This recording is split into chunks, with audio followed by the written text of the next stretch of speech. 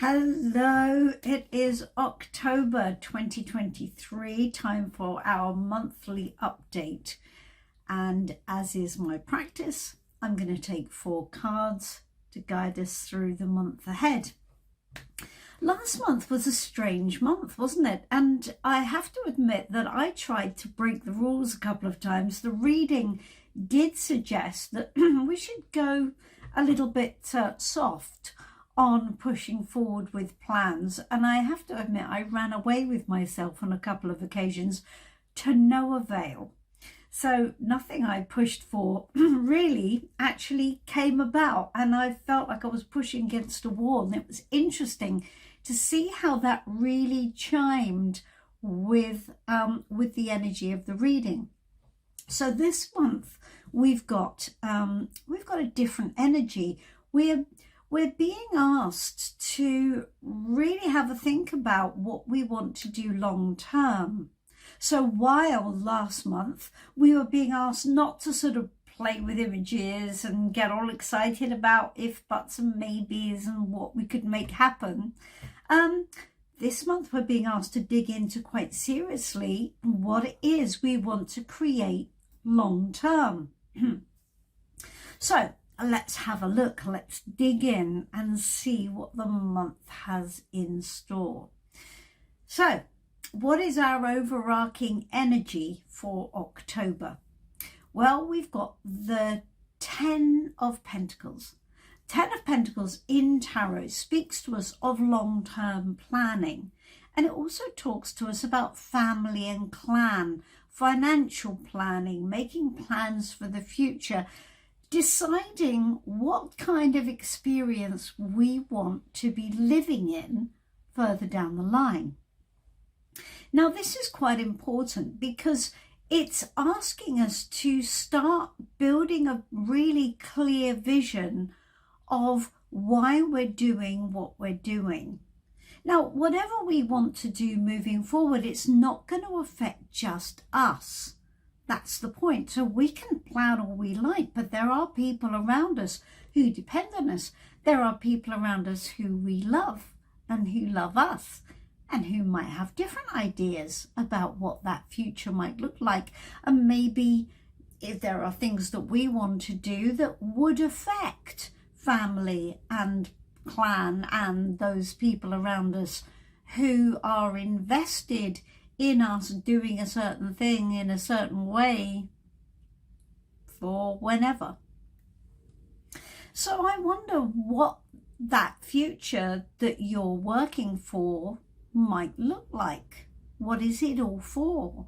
What are you in alignment with? Now, as we move through the reading, that's a really important question. What are you in alignment with?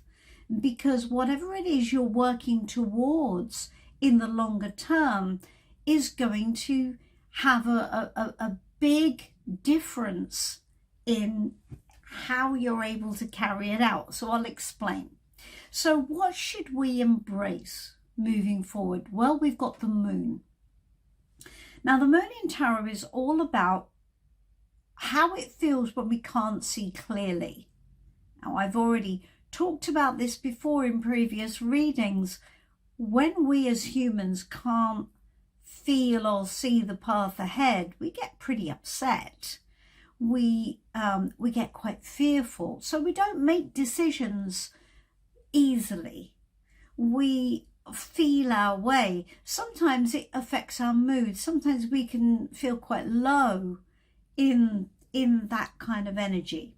So when we're being asked to embrace the moon, we're being asked to go into the dark, and that's never a proposition that fills any of us with joy, does it?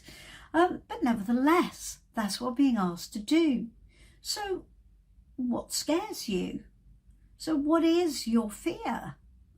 What do you think is in the dark? It's rather appropriate, isn't it, as we're coming to the point of Halloween? What is your personal horror movie?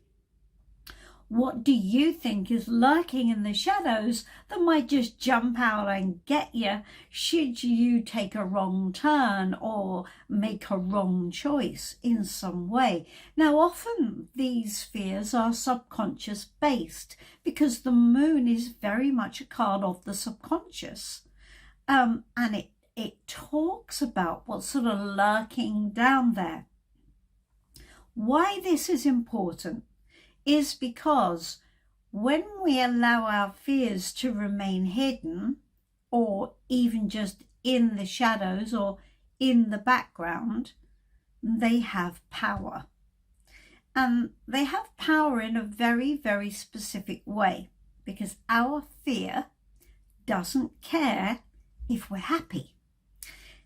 Now that sounds counterintuitive, doesn't it? Of course our fear cares if we're happy, if we're fearful because we don't want to be unhappy. No, that's not how it works.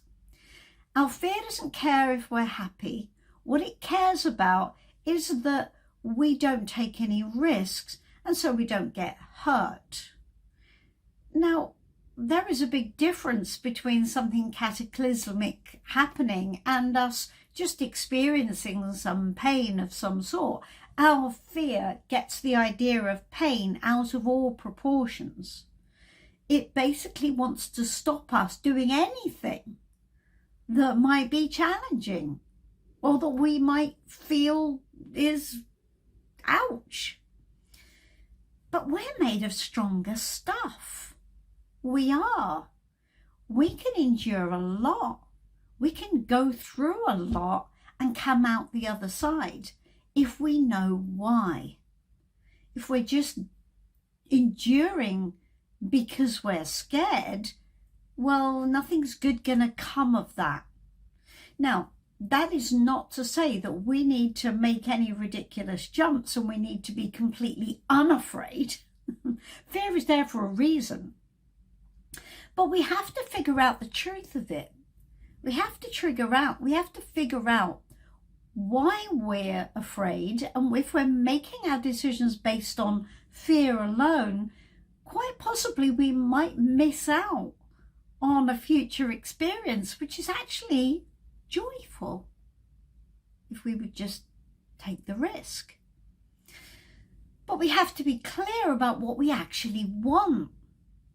What do we want to make happen? What do we want our future to be? What are we walking into? So we're being asked to look at that. We're being asked to look at what fears are in the way and what are real and what are not, and what we're prepared to do about them. Okay, so what is going to challenge that? The Ten of Wands. The Ten of Wands speaks to us of overload, of burnout, of exhaustion, of all too much. And it has a very specific message of doing it for the sake of doing it. We just keep on doing it because we're scared not to. Because if we don't do it, what will happen?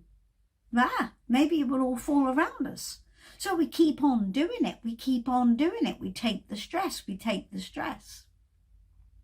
Now, sometimes we can be so busy doing it that we don't look at the fact that we're scared to stop. Or we don't look at the fact that we're too tired to stop. I know that sounds counterintuitive, doesn't it? But we can get to the point where we're so in it. We're so wound up in the job, in doing the job, in serving the wheel, that we just haven't got the energy to stop. We're just too tired to think about it. Now, I don't know what's true for you, but it does seem that this month it would really serve us well if we could actually stop and think, what is it for? What do we actually want? What are we building here? Because the Ten of Pentacles is about building. And it is looking at our family and looking at what's around us and who we're building for. All of this is really important, especially this month. I think this is going to come up for you this month. And I think you would do well to take notice of it.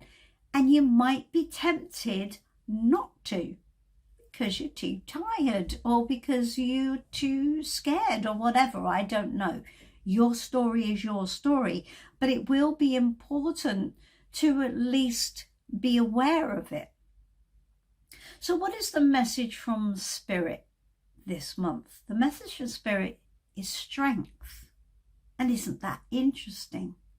Let's go back to that figure pushing the boulder up the hill.